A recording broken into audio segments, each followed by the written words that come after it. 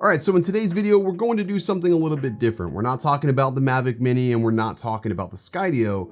A lot of you have asked me what I think about this new V-Coptr from 00 Robotics, so I'm going to give you my thoughts and opinions on it after seeing it for the very first time. Stick around. Like Zoink Scoob, it's missing 2 props, man!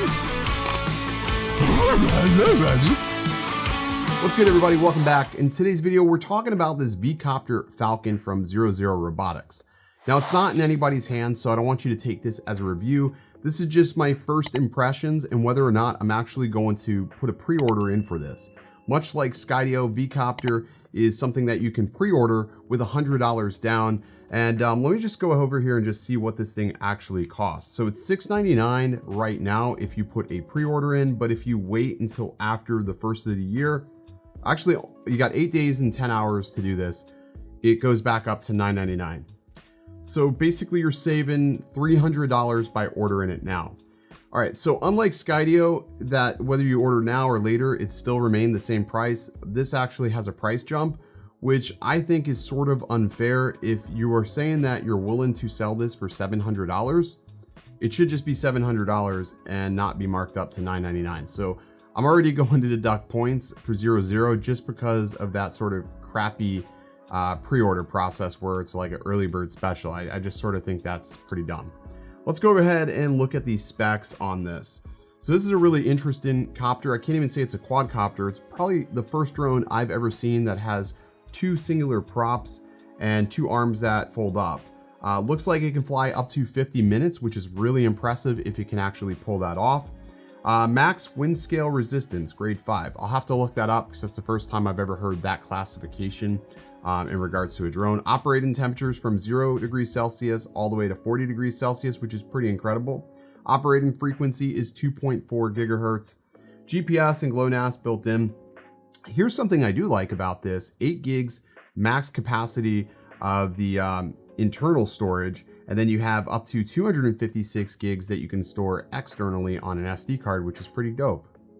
It has a 3-axis gimbal, and it can go from 0 degrees to 90 degrees, which is pretty cool. That's definitely nice to see. The max obstacle avoidance speed is 7 miles per hour is what I'm seeing here. I believe that's 7 miles per hour. It's weird how they have that abbreviated. Camera looks to be a compact sensor, which is pretty common for drones, most drones anyways. 12 megapixels, 77-degree focal length, so that's a 28 millimeter focal length, which is a little bit different than DJI's products. Most of the DJI products have a 24 millimeter focal length. Now that could have something to do with the way those props are designed, just try to shield some of that from the visibility. f2.2 is the aperture, looks to be a fixed aperture at that. ISO can go from 100 to 6400, which is nice to see. Most drones only go up to an ISO 3200, so you are getting a little extended ISO out of this.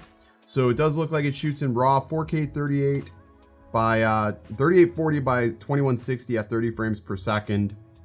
It also has 2.7K 1080p 60 frames per second. So basically what we've already known with most drones currently. Controller can last 2.5 hours. And let's see what the max distance is. So 7,000 meters. Hey Alexa, what's 7,000 meters in miles? So 4.3 miles. I'm sorry I had to do the conversion. I'm not that quick. Thank God for little Amazon Echoes and Google Homes. So 4.3 miles according to 00. So all in all, the specs look really impressive. Let's see if there's any videos on their website that show what this thing is actually capable of doing. So it looks like they have a video right here. So marking the end of the quadcopter era.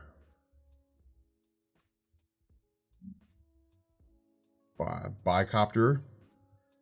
Looks like it rotates out, sort of like a chopper. I dig that. No landing gear. Sort of looks like a Mavic, but without the quad. Lots of moving components on this, though. That's the only thing that bothers me. Lots of moving components. Really, really big props, though, which obviously you would need something like that flying with just 2 blades versus 4. SMP neural network engine. 7 kilometers HD transmission. That's usually the weakest thing I see. Real-time sensing for obstacle avoidance. Looks to be impressive so far. 50 minutes of flight time. That is really, really impressive. 3-axis gimbal. I don't know if this image is actually out of the Vcoptr though. I'm not seeing any images that they're stating that this is actually from the drone. That's the biggest thing, that if I'm buying something like this sight unseen, I want to make sure that it's not just a toy. I want to be able to fly it in most environments. It looks interesting. It really does look interesting. I am nervous, however, from flying quads to go to something like this. I don't know if y'all remember the selfie phone that was making its rounds on Facebook that Mark Rober actually debunked because you couldn't fly with just 2 props. And now you have this. I mean, it's capable. Choppers are capable of doing this. Obviously, you're going to have less redundancy if something should happen. And the fact that there is a lot of moving components definitely worries me.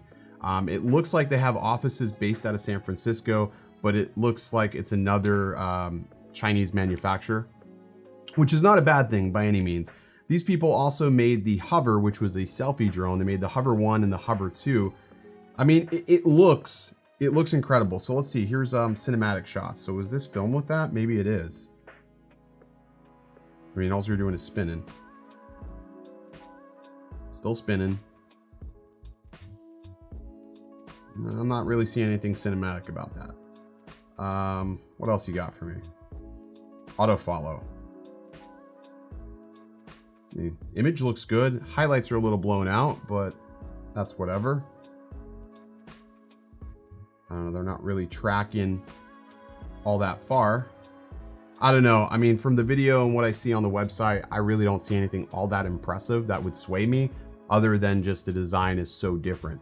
Again, I'm not knocking it. I just need to see more information. Hopefully they're at CES and I can get some hands-on time with this and actually physically see it, feel the build quality. It's just, I don't know a lot about 00.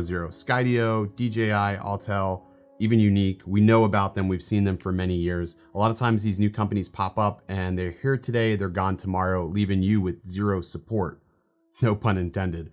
But it is interesting. Is it worth $100 deposit? Yeah, if it's refundable. I don't know what the refund on this would be.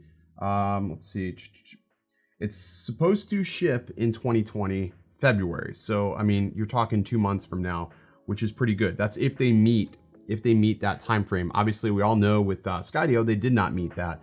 But for $9.99, you get a controller. It looks to be a pretty svelte little kit. I mean, there is a lot of value in it.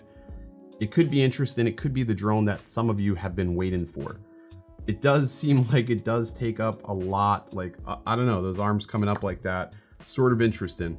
I don't know. I think I'm going to pre-order it. What do you guys think? You think I should pre-order it? Drop me a comment down below. If you want me to pre-order this and to take a look at this, I will.